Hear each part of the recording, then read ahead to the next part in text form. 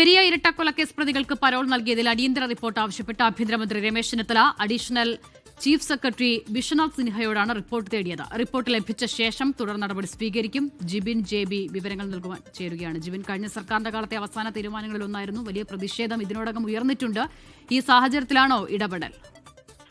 അസുഖ അത് തന്നെയാണ്. കാരണം കഴിഞ്ഞ സർക്കാരിന്റെ അവസാന കാലഘട്ടത്തിലാണ് ഈ പെരിയ കൊലക്കേസിലെ ഇരട്ട കൊലപാതക കേസിലെ ഒന്നാം പ്രതി പീതാംബരൻ ഉൾപ്പെടെ 6 പ്രതികൾക്ക് പരോൾ അനുവദിച്ചിരുന്നത്. ഇവർക്ക് 4ാമത്തെ തവണയാണ് പരോൾ അനുവദിക്കുകയും ചെയ്യുന്നത്.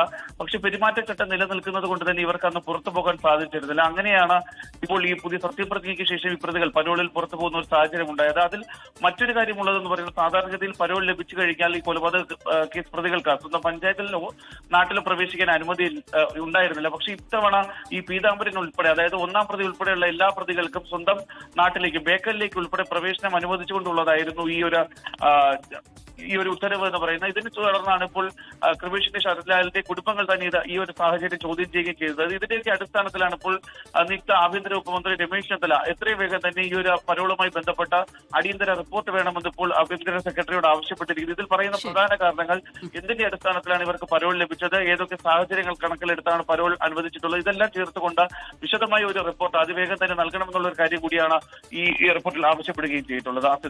ജിബിൻ JB ആണ് വിവരങ്ങൾ നൽകിയത്.